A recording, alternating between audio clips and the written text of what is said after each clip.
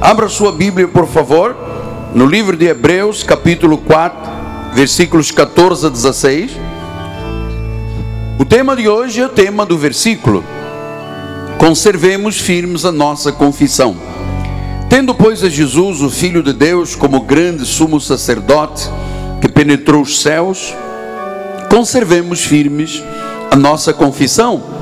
Porque não temos um sumo sacerdote que não possa compadecer-se das nossas fraquezas.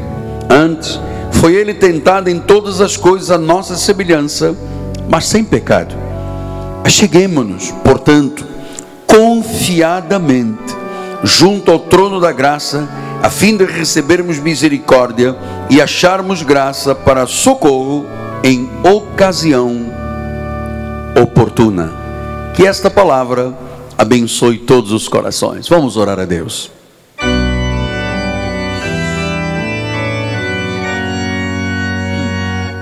Senhor Jesus Cristo,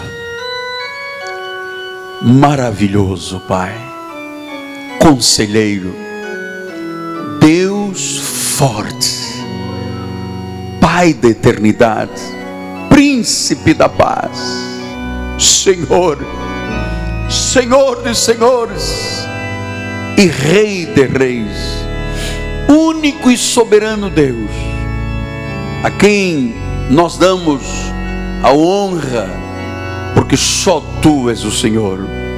E neste momento nos curvamos diante da Tua presença, não vista com olhos físicos, mas sentida pelo Espírito. Tu estás neste lugar. E Tu vais agora pastorear a Tua igreja, vais apacentar com pastos verdejantes a Tua igreja, vais usar os meus lábios, as minhas cordas vocais saudáveis, perfeitas, para ministrar a palavra da graça, a genuína graça de Deus, para preparar a igreja com solidez, com alicerces firmes de compreensão e entendimento da palavra, em nome de Jesus, para que toda a igreja seja apta para o exercício da sua fé e da sua vocação celestial. Assim oramos com fé em nome de Jesus, e o povo do Senhor diga amém, amém e amém. Meus irmãos queridos, minha família, povo de propriedade exclusiva de Deus, pedras que vivem, nação santa, selo do meu apostolado, meus filhos em Cristo Jesus. Durante estes últimos dias, o Espírito de Deus tem inspirado o meu coração para preparar a igreja para uma década vitoriosa. Essa será uma década de ouro para todos nós. O Brasil mesmo vai viver uma década florescente. Aí virá a Copa do Mundo, Jogos Olímpicos, vai ser uma década muito importante.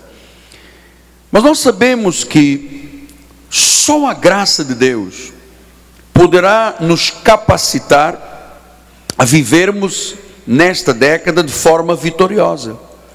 Porque só a graça de Deus ilumina os olhos do coração, retira os véus espirituais, faz compreender a verdade libertadora da Bíblia Sagrada.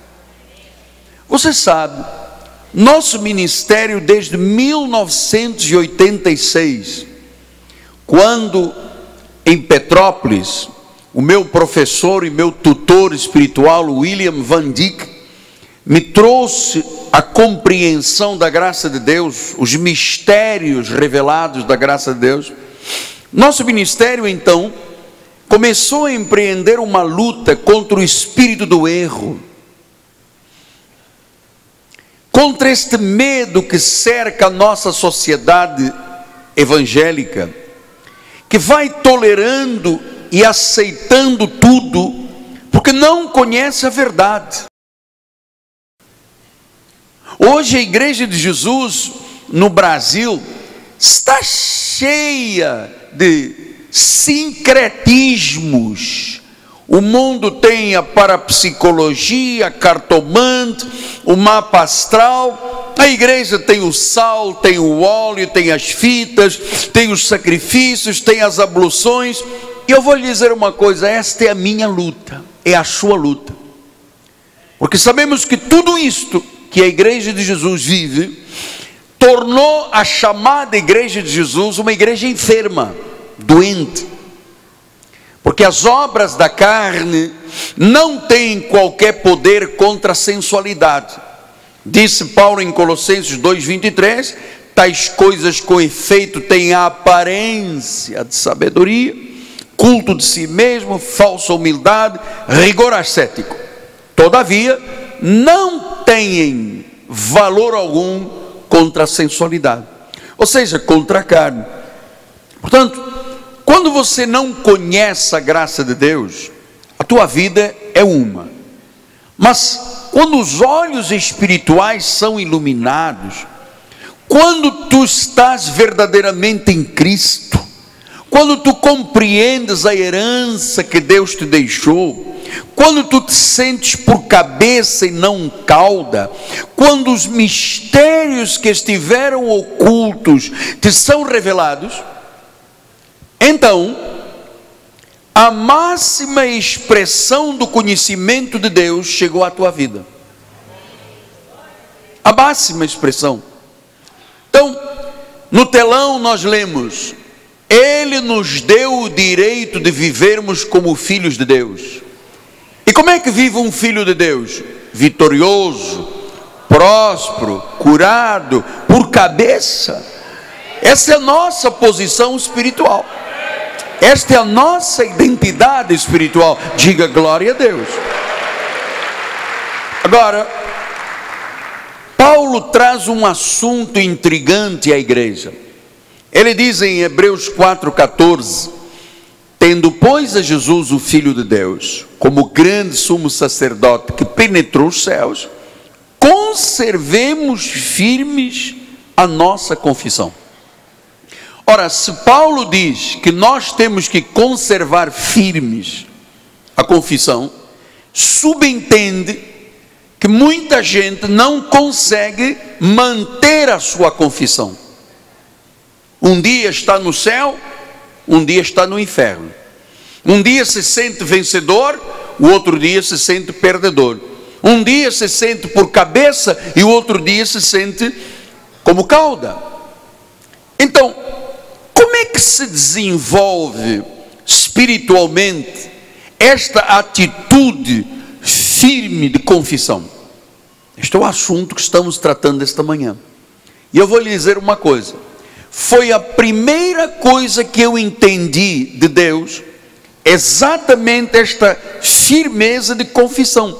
Porque isto se aprende, isto se desenvolve. Ninguém de um dia para a noite, da noite para o dia, mantém a sua confissão firme.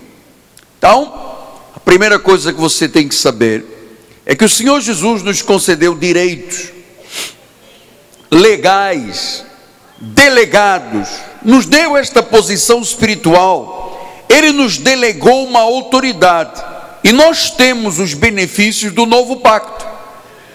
Isto é a primeira coisa que nós temos que saber, porque em Hebreus 7:22 o Senhor diz: por isso mesmo Jesus se tem tornado fiador de superior aliança. Então, quando você começa a entender a graça de Deus, esta nova aliança, tudo que está escrito tem como fiador o próprio Deus, o próprio Cristo.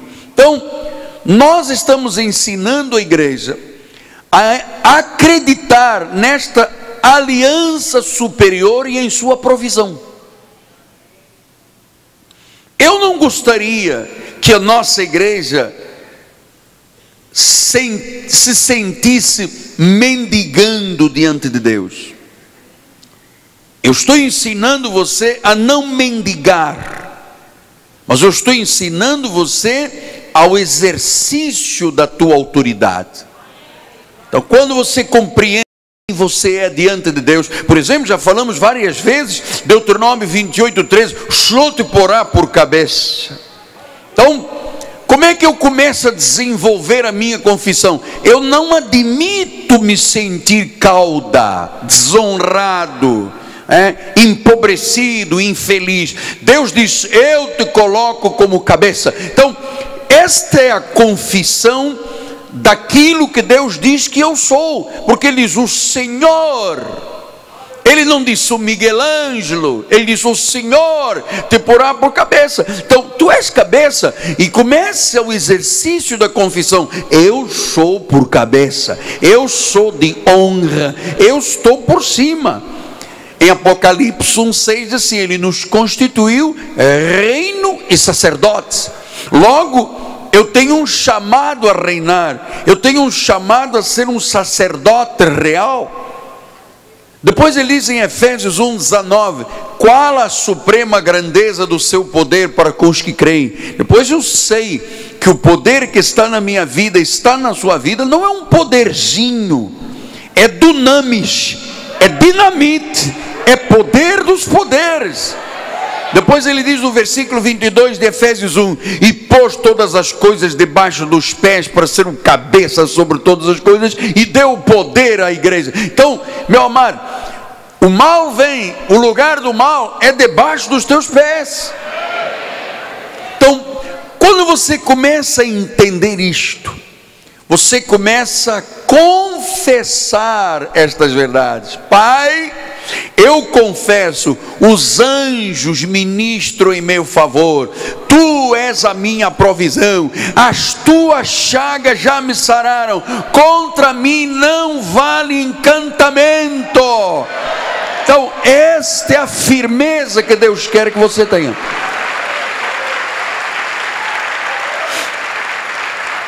Meu apóstolo amado, por que é tão importante a nossa confissão ser em linha com a palavra? Deixa eu lhe explicar uma coisa muito importante. Provérbios 18, 20 e 21 diz assim: do fruto da boca o coração se farta, do que produzem os lábios, do que confessa, se satisfaz. Agora veja lá como este assunto é importantíssimo. A morte e a vida estão no poder do Satanás. Estão no poder de quem? Então o apóstolo tem que ensinar você que a morte e a vida estão no poder da língua. Quem bem a utiliza, quem tem uma boa confissão, come do seu fruto. Então, o poder da língua, o poder da confissão é uma coisa extraordinária. Provérbios 12, 14 diz assim: cada um se farta do bem pelo fruto da sua boca. Então, o nosso instrumento de confissão, que é a nossa boca, a nossa língua, tem que estar em linha com a palavra, porque ela pode gerar vida ou pode gerar morte. Provérbios 13:2 diz: do fruto da boca o homem comerá o bem. Fruto da boca. Depois Hebreus 13:15 diz: por meio de Jesus, pois ofereçamos a Deus sempre sacrifício de louvor, que é o fruto de lábios que confessam. Então, o que a Bíblia está ensinando? Que as palavras são como frutos. Elas podem ser boas, frutos bons, resultado de uma confissão sábia, ou podem ser frutos amargos, confissão de morte de uma pessoa insensata. Um pensador evangélico, Adam Clarke, disse assim: as nossas palavras moldam a nossa boa ou má vida. Há sempre uma colheita envolvida no uso apropriado ou impróprio da nossa fala. A nossa palavra produz bem se ela fala bem. A língua pode amaldiçoar ou pode abençoar. Ela pode dar vida ou pode matar. ela pode curar ou pode envenenar. Por isso em Provérbios 15:1 ele diz assim: a resposta branda desvia o furor, mas a palavra dura, olha só, uma palavra dura vai suscitar uma ira noutra pessoa, mas a resposta branda desvia o furor. Veja como é importante. Você pode dar vida ou você pode matar com a sua boca, com a sua língua. Provérbios 11:9 diz: o ímpio com a boca destrói o próximo, com a boca. Versículo 13: o mexeriqueiro não é o que vende mexerica, é o fofoqueiro. Só que Salomão era culto, ele chamou de mexeriqueiro, né? Se ele fosse patrício, ele dizia o fofoqueiro. Então, o mexeriqueiro descobre o segredo. O que faz o mexeriqueiro? Fala mal. Então nós estamos absolutamente convencidos que hoje esta palavra será uma doutrina tão importante, minha amada. Isto vai mexer com a forma como você educa os seus filhos, como você trata o seu marido, a sua esposa, os seus funcionários, o seu patrão, a sua forma regrada ou desregrada, conforme a tua confissão, nas suas relações interpessoais. Tiago diz assim, Tiago 3:2: porque todos tropeçamos em muitas coisas. Se alguém não tropeça no falar, é exatamente o que eu quero ensinar à igreja: não tropeçar no falar. Se não tropeçar no falar, é perfeito varão. E se você tiver cuidado com a tua boca, você é capaz de refrear todo o teu corpo. Depois ele diz no versículos 10 a 12: de uma só boca procede bênção e maldição. Meus irmãos, não é conveniente que estas coisas sejam assim. Então o Tiago agora ensina que nós temos que ter muito cuidado para que a nossa boca não seja bênção e maldição.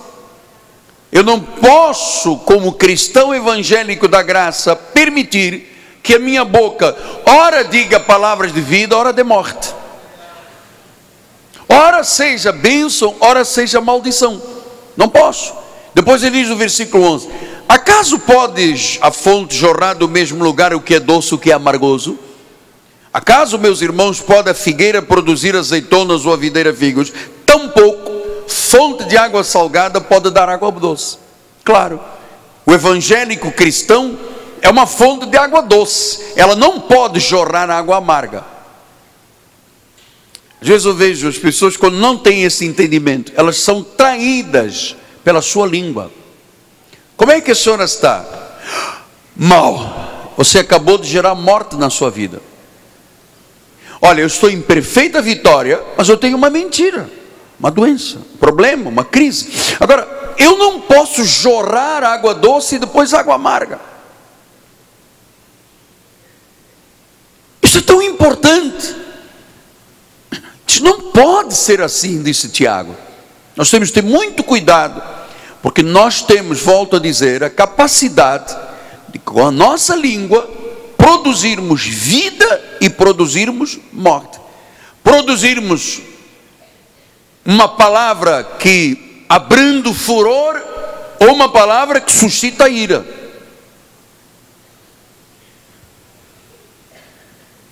Você vê quantas pessoas no trânsito se matam porque o outro é fechado, o outro para. Em vez da pessoa dizer, pô, desculpa lá e tal, não, ela, você é a mãe, é o tio, é a avó. Por quê? Porque a palavra branda acalma o furor, mas a palavra dura suscita a ira. Poder de vida ou poder de morte. Então, vamos voltar lá em Hebreus 4,14. Tendo, pois, a segunda parte, conservemos firmes a nossa confissão. Portanto, o que é conservar? Ou seja, a nossa fé e lealdade a Cristo está na forma como você fala a palavra, confessa a palavra. Nós ensinamos aqui na igreja, se está na Bíblia, Então, isto é conservar firme. A nossa fé tem que se conservar firme. Ou seja, você não pode decair da tua confissão. Em Hebreus 11 diz assim: a fé é a certeza, a fé não é dúvida, a fé é a certeza, a fé é convicção. Eu não vejo, mas eu acredito. Então, esta certeza e esta convicção não podem amanhã de manhã decair. Você está entendendo? Não podem decair.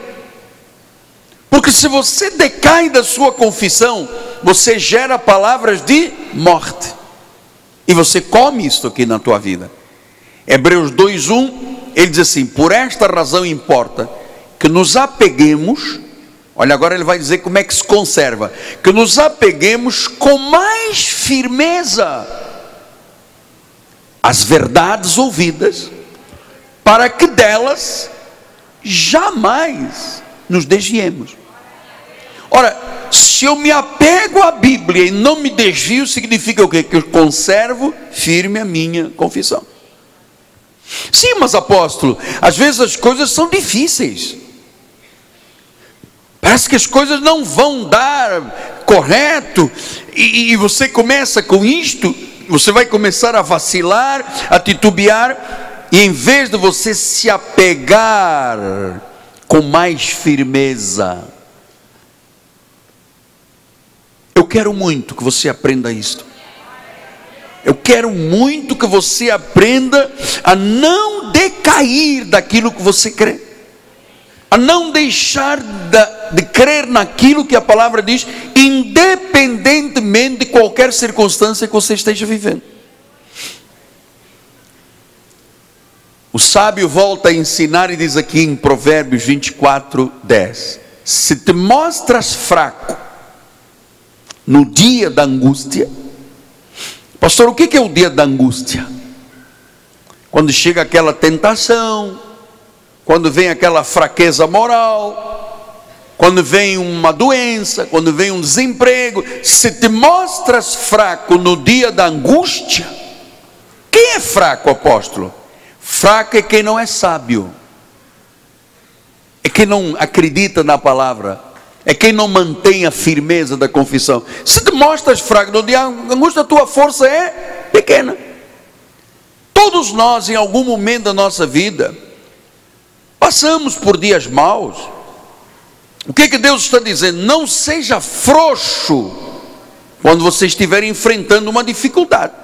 Provérbios 24:5, ele diz assim: mais poder tem o sábio que o forte, e o conhecimento, o homem de conhecimento é mais do que o robusto. Quer dizer que quando você conhece a tua posição, a tua identidade, as promessas de Deus, tu és melhor e mais poderoso do que um homem forte e robusto.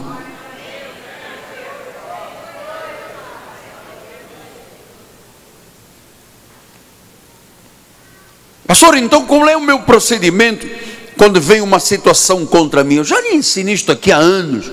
Primeira coisa, eu não recebo. Eu às vezes, eu aprendi até com o Bispo Mussalã. O Bispo Mussalã, quando toca o telefone dele, antes de atender, ele já diz: não te recebo. E depois diz: alô. E eu passei a fazer isso. Aprendi com ele. Quando toca o meu telefone, eu não te recebo, não sei o que é. Alô, apóstolo, é para dar um dízimo. Isso eu recebo.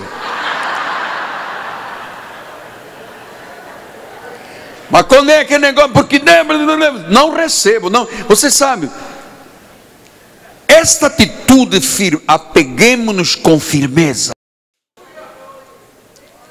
Apeguemos-nos com firmeza. Jamais nos desviaremos da palavra da confissão. Então, se vem uma situação contrária, cai agora por terra.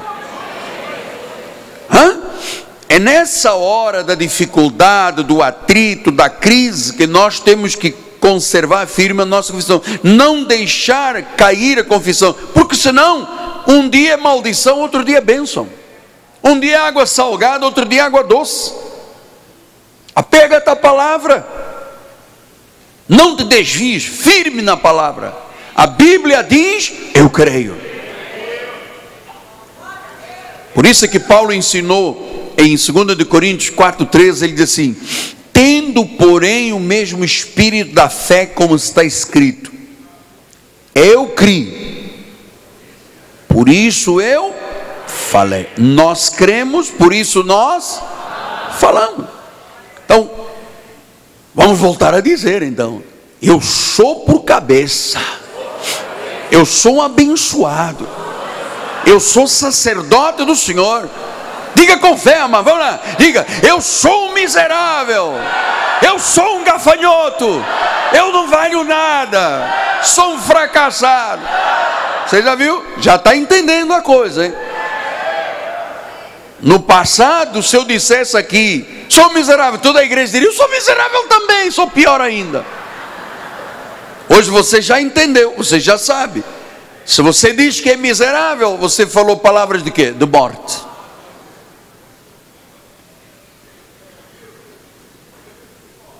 Então, eu sei que as mentiras da lei e os dardos e as setas muitas vezes derrubam a confissão, porque a pessoa, todos nós temos uma mente lógica,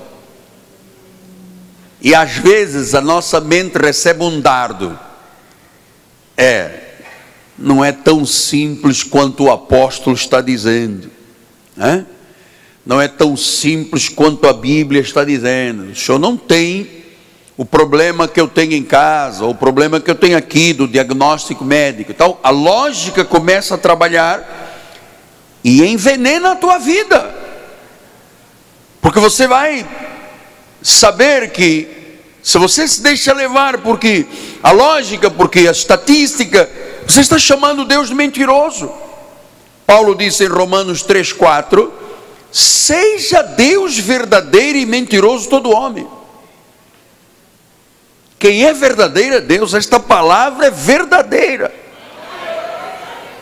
Mas apóstolo, veja lá o que se passou com aquele irmão Godofredo.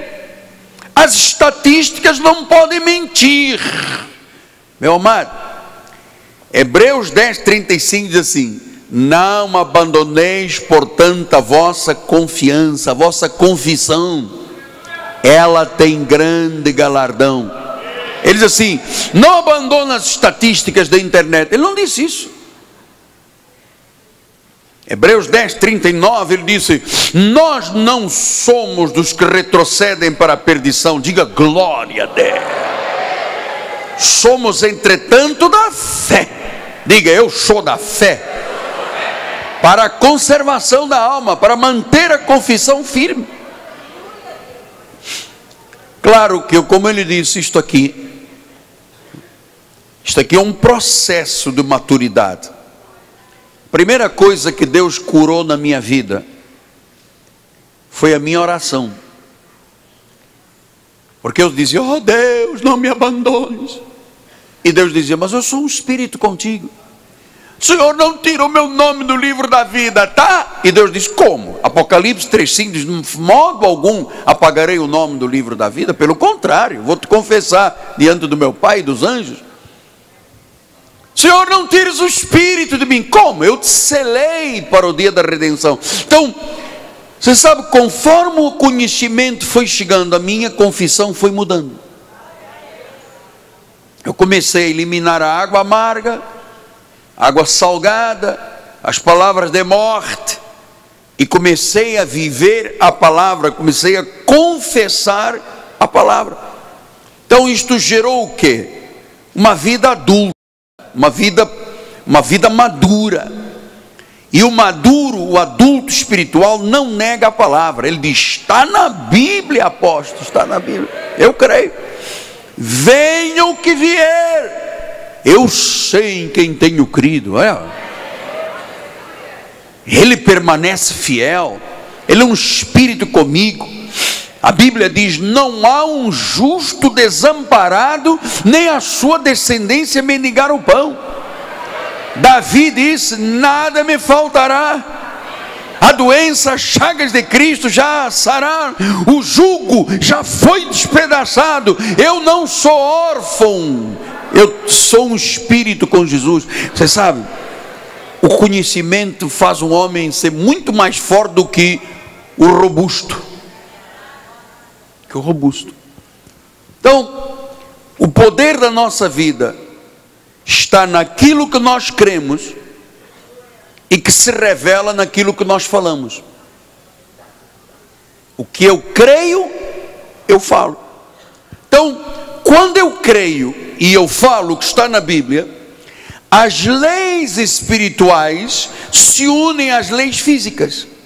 Quando eu digo assim, eu tenho o direito de andar saudável, porque pelas chagas de Cristo eu sou sarado, isto é uma lei espiritual. Eu estou confessando fisicamente. Isto se une, e como a palavra de Deus não volta vazia, se cumpre. Isso está lhe interessando? Isso é um assunto importante para a sua vida. Então, você sabe, no Antigo Testamento tinha que se cumprir a lei para ser curado. No Novo Testamento a lei foi cumprida em Cristo. O Jeová do Antigo Testamento é o Cristo que está em nós. Ele vive em nosso espírito. Em Romanos 8,16 diz assim: o próprio Espírito testifica com o nosso espírito que somos filhos de Deus. Então, um filho de Deus não é filho do diabo. Um filho de Deus não pode pensar em inferno. O filho de Deus não vive debaixo de condenação. O filho de Deus sabe que a lei do pecado e da morte já saiu da sua vida. Agora tem a lei do Espírito e da vida. 1 Coríntios 6,17: aquele que se une ao Senhor é um espírito com Ele. Então, agora não é mais Jeová, agora é Cristo. A tua palavra diz. Então, o telão nos ensina: quando confessamos a palavra, o Espírito que vive em nós atravessa as leis físicas e opera maravilhas. Opera maravilhas. Não há distâncias para Deus. Nós podemos estar aqui e mandar Salmo 107:20: enviou-lhes a palavra e o sarou daquilo que lhe era mortal. E uma pessoa agora dentro de um hospital pode ser curada. Efésios 3:20, olha lá: ora, aquele que é poderoso para fazer infinitamente mais do que tudo que pedimos ou pensamos, conforme o seu poder que opera em nós. Na igreja, tu tens o poder e a autoridade da palavra, e só não tem quem não conserva firme a sua confissão. Você sabe por quê? Porque em Gálatas 5,16 diz assim: andai no Espírito, jamais satisfareis a concupiscência da carne. Quer dizer que a nossa carne é tão danada, o nosso velho homem, que gera batalhas dentro da nossa mente. Pessoas às vezes vêm aqui para ser curada, mas lá no caminho de chegar ao altar começa a dizer: puxa, e se eu não for curado?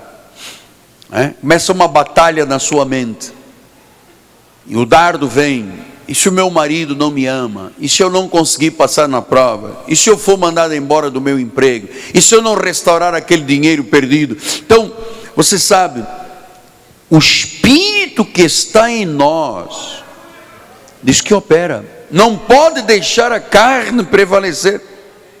Não pode.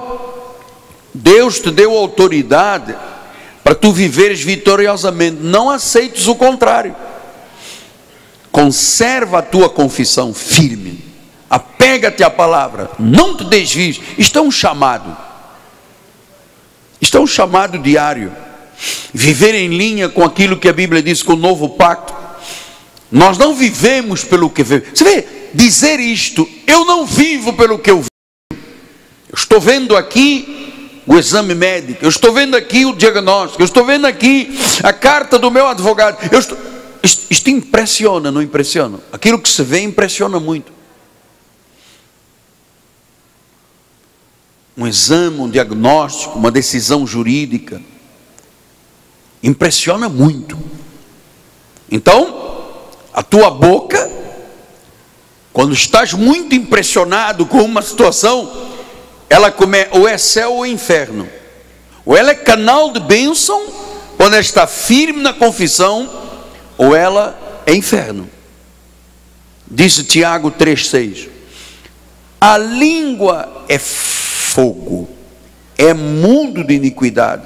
A língua está situada entre os membros do nosso corpo, contamina o corpo todo e põe em chamas toda a carreira da existência humana, como também é posta ela mesma em chamas do inferno. Olha, amado, há pessoas que quando falam, saem chamas do inferno. Parece um dragão. Como é que o irmão está? Tudo mal.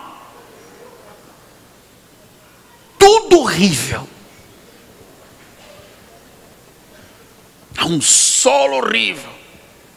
Há uma chuva dos demônios. É dragão, é fogo do inferno. A própria língua está colocando a pessoa no inferno, amor. A pessoa deve dizer: está bem? Estás mesmo bem? Aleluia. Tem que estar mesmo bem, senão o inferno cerca a pessoa. E às vezes é a própria língua da pessoa. Então, a nossa confissão, amados, nesta igreja, é uma confissão vertical. Deus diz, eu creio. Não pode mudar. Não pode mudar. Olha, eu me eduquei durante 1 ano ou 2 nesta questão da confissão. Eu fui educado pelo Espírito Santo, fui treinado a dizer, independentemente da circunstância, eu fico com a Bíblia. Você veja, 2 Coríntios 10, 4, o Senhor diz: as nossas armas, porque as armas da nossa milícia não são carnais, são poderosas em Deus para destruir fortaleza e anular sofrimento. Então, qual é a principal arma que tu tens? A tua confissão. Aquilo que eu creio, eu falo. Eu chamo à existência coisas que não existem. Então, hoje nós vamos limpar armas e canhões aqui na igreja, mano. Limpa a tua arma, que é a tua confissão. Então, é com a confissão que eu me defendo. É com a confissão. Se Deus diz que é cabeça, é cabeça. Passe o que se passe. Digam o que disserem. Eu sou cabeça. Quem é que crê aqui que é cabeça? Diga: eu sou cabeça, né? Eu sou governo, né? Eu sou honra, hegemonia, liderança. Isaías 54, 17: toda arma forjada contra ti não prosperará, toda língua que ousar contra ti em juízo, tu a condenarás. Esta é a herança dos servos de Deus, este é o seu direito, que procede de mim, diz o Senhor, é teu direito.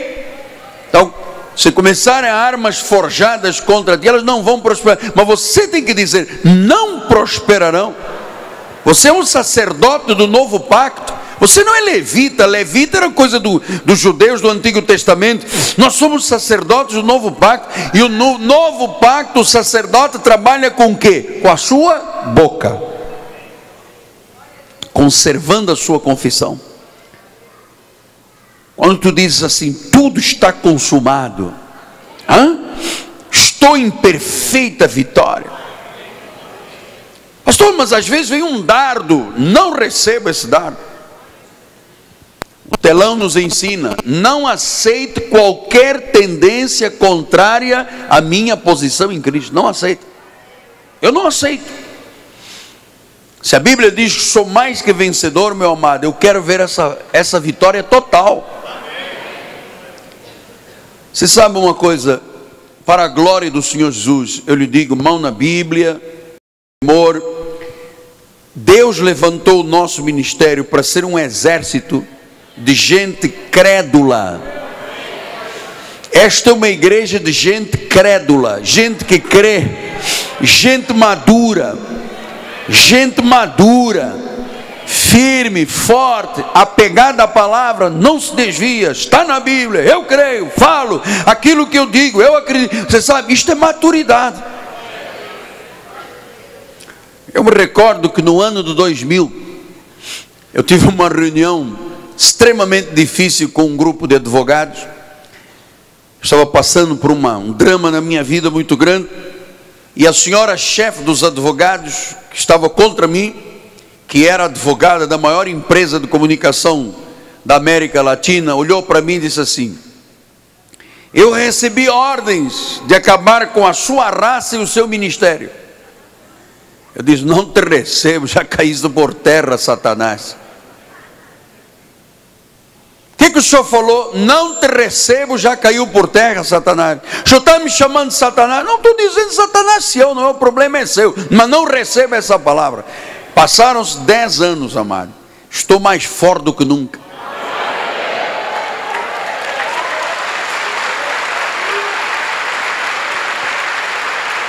E eu vou lhe dizer uma coisa: o futuro da igreja de Cristo nesta terra está nas mãos de quem faz parte da última reforma protestante.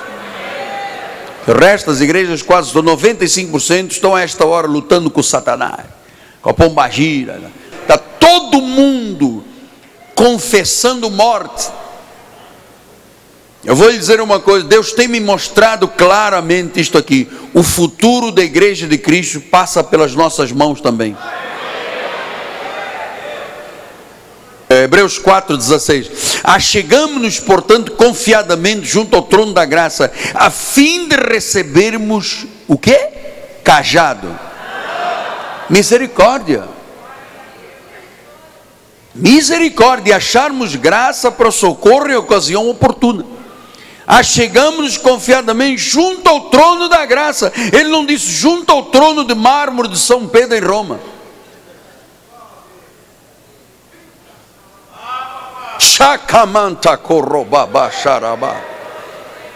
Achegar confiadamente é o que, apóstolo?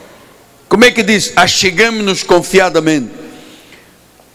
Crendo, confessando, sei quem eu sou em Cristo, sei o que diz a palavra, eu vou contra essa situação maligna, eu não recebo decisão contrária, a minha posição é esta em Cristo Jesus. Jesus já pagou o preço, todo o poder me foi dado, Deus opera em mim, eu recebo que os anjos de Deus me protegem, eu estou em vitória, eu sou sábio, eu sou justo, eu sou firme, e eu não abro mão destas verdades. Diga glória a Deus, amado. Daniel 12:10 diz assim: muitos serão purificados, embranquecidos e provados, mas os perversos procederão perversamente, nenhum deles entenderá. Mas os sábios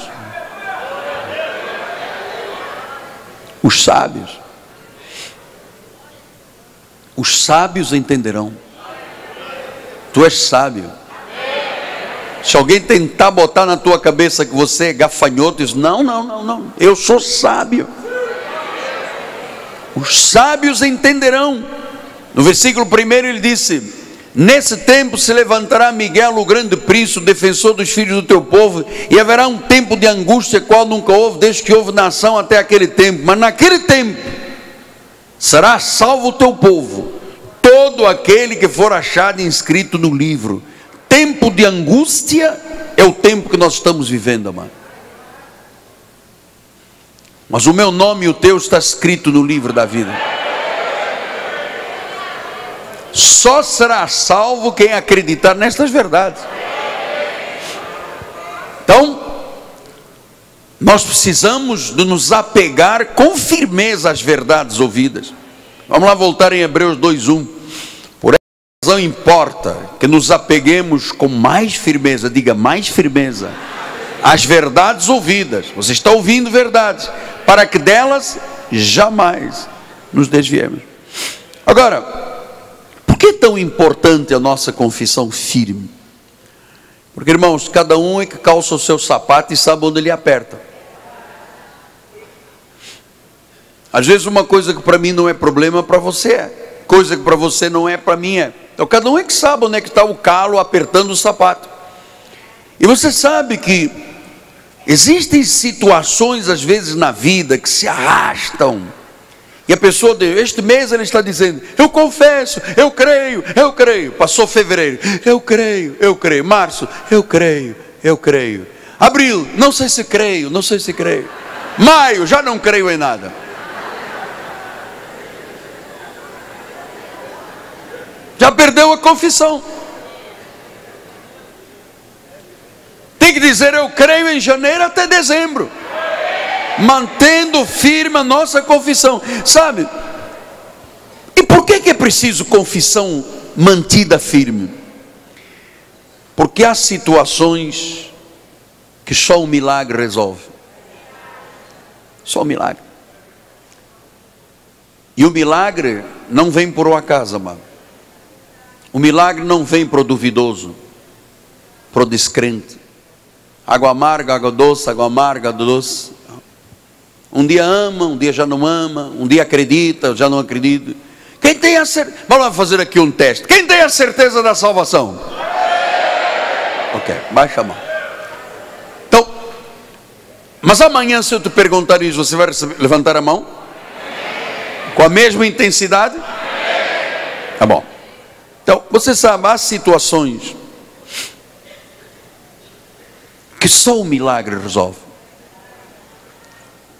Porque olha, nós temos aqui o irmão Mário, mostrou o testemunho semana passada. Foi um médico carcinoma.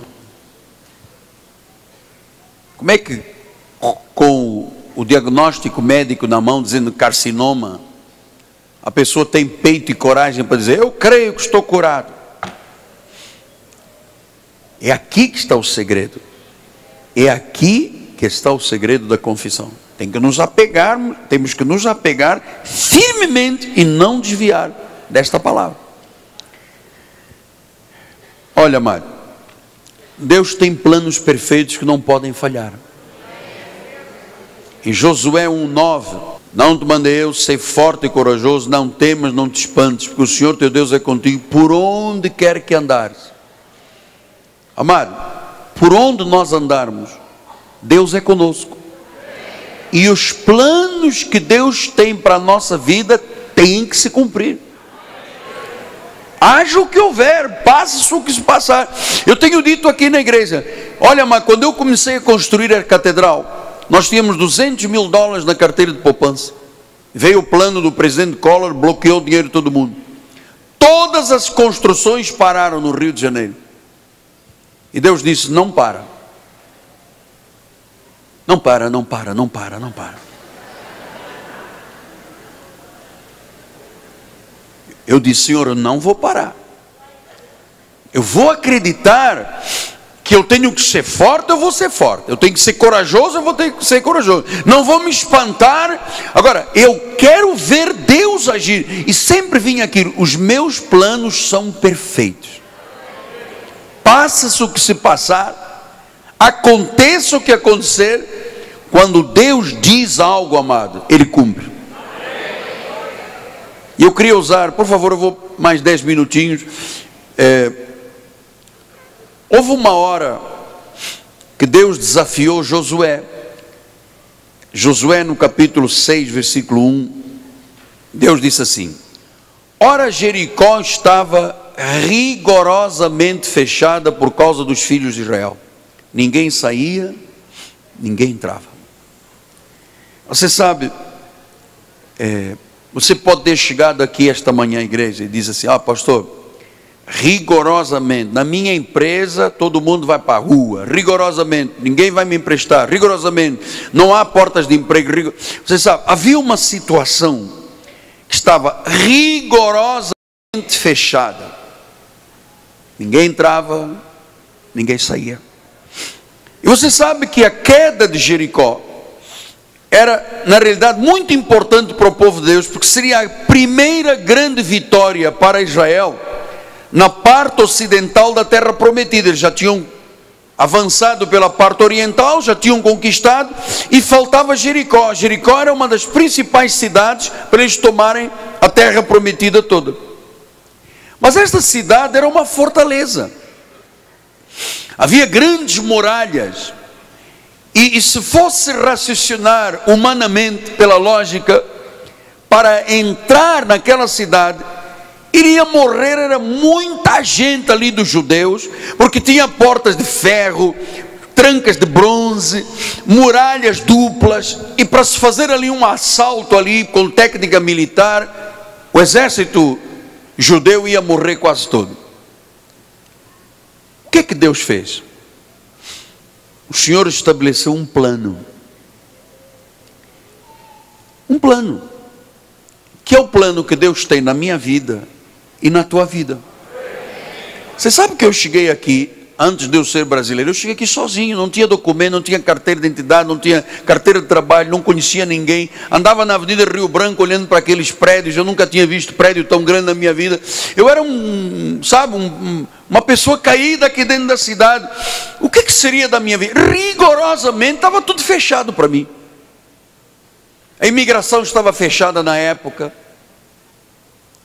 Era um caos para se obter uma carteira de trabalho. Estava tudo rigorosamente. Como pode estar isso na tua vida? Rigorosamente incapacitado de alguma coisa. Mas Deus tem um plano.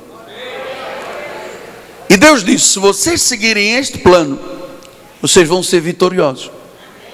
Então Deus disse no versículo 2: então disse o Senhor a Josué: olha, Josué, eu entreguei na tua mão Jericó, o seu rei e os seus valentes.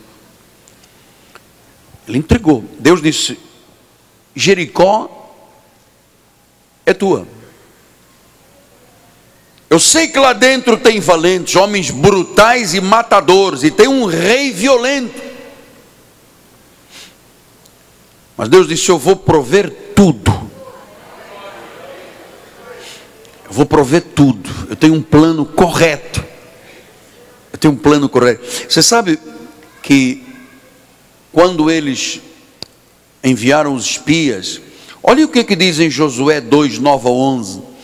Bem sei que o Senhor vos deu esta terra. Isto é a prostituta de Raab dizendo: bem sei que o Senhor vos deu esta terra, e que o pavor que infundiu caiu sobre nós, e que todos os moradores da terra estão desmaiados, porque temos ouvido que o Senhor secou as águas do mar vermelho diante de vós, quando saís do Egito. Também fizestes aos dois reis dos amorreus, Seom e Og, que estavam além do Jordão, os quais destruístes. Ouvindo isto, desmaiou-se-nos o coração, e ninguém mais dá ânimo para coisa alguma, por causa da vossa presença, porque o Senhor vosso Deus é Deus em cima e embaixo nos céus.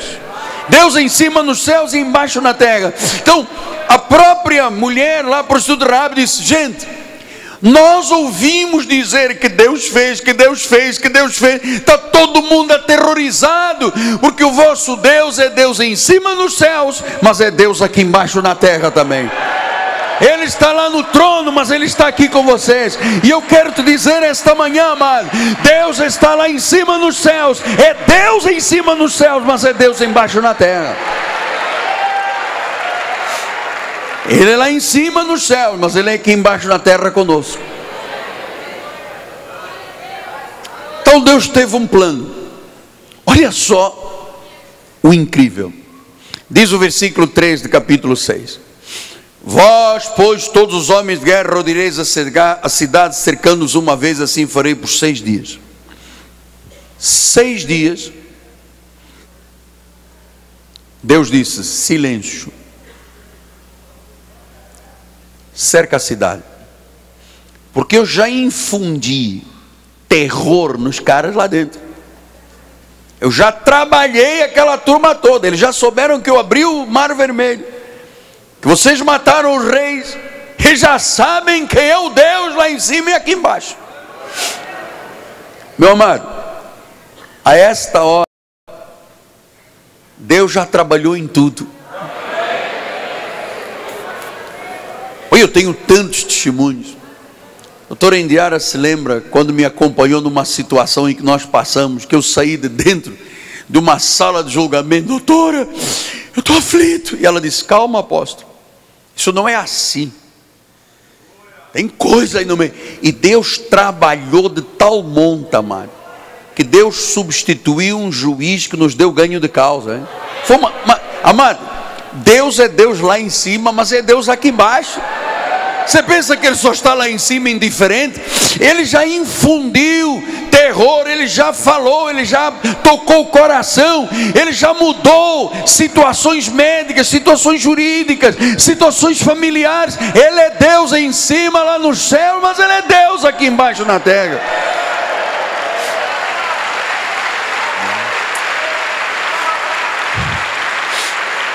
Deus disse: 6 dias silenciosamente vocês vão rodear a cidade. E a turma lá dentro dizendo: o que essa gente vai fazer? Nós estamos aqui todos amedrontados, porque sabemos já o que Deus fez. Deus abriu o mar vermelho e engoliu lá centenas de carros de oficiais de Faraó. Morreu todo mundo lá engolido pelas águas. Já mataram os reis. Como é que vai ser? A turma lá dentro assim, tremendo, desesperados. E a turma cá fora em silêncio. Você sabe, às vezes você vem a uma reunião de oração na segunda-feira, 2 reuniões, 3 reuniões, 4 reuniões, 5 reuniões, 6 reuniões. Mas diz aqui no versículo 4: 7 sacerdotes levarão 7 trombetas de chifre de carneiro diante da arca, e no 7º dia rodeareis a cidade 7 vezes, e aí tocarão os sacerdotes as trombetas. Então, meu amado, olha só, eu vou vos confidenciar algo que eu ontem estava anotando o meu recado, e eu fiquei estupefacto. Eu não dormi esta noite. Minha esposa é testemunho. Deus colocou 7 sacerdotes, 7 trombetas, 7 dias, 7 vezes. Você sabe que o número 7 é o número da perfeição, é o número dos ciclos completos. Não poderia haver dúvidas. Os planos de Deus poderiam parecer tolice para os outros, mas os 4 7 tinham um poder tremendo. O 7 simboliza a intervenção de Deus. E então, diz o versículo número 5: e será que, tocando longamente a trombeta de chifre de carneiro, ouvindo voz o sonido dela, todo o povo gritará em grande grita, e o muro da cidade cairá abaixo, e o povo subirá nele, cada um qual à sua frente. Apóstolo, exagero do irmão. Quer dizer que tocando trombeta e gritando o muro cai, com portas de ferro? Meu amado, chacamantaco. Amado, ouça o que o seu profeta lhe diz: Deus é em cima nos céus, mas Ele é embaixo também na terra. Você está pensando o quê? Ele é Deus lá em cima, mas Ele é Deus aqui embaixo.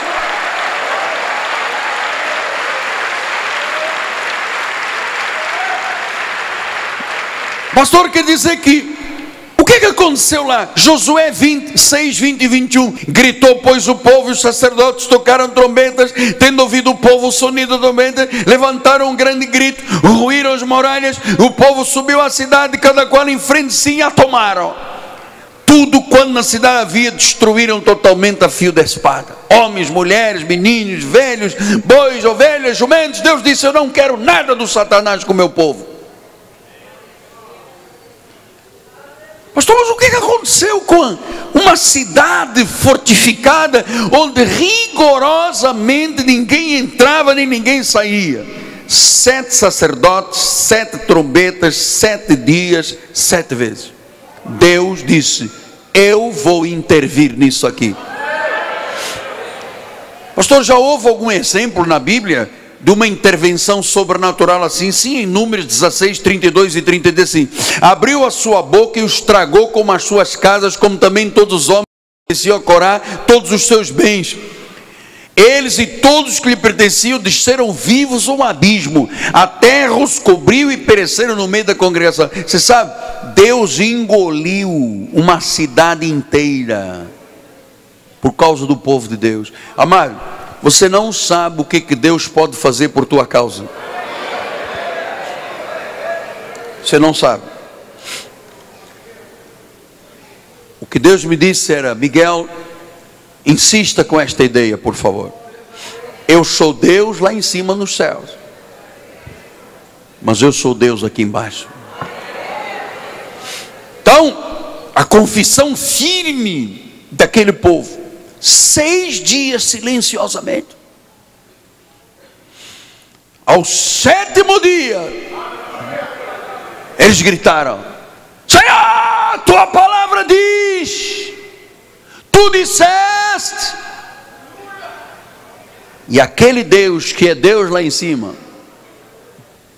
nos céus, mas é Deus aqui. Eu tenho experiência com Ele íntima.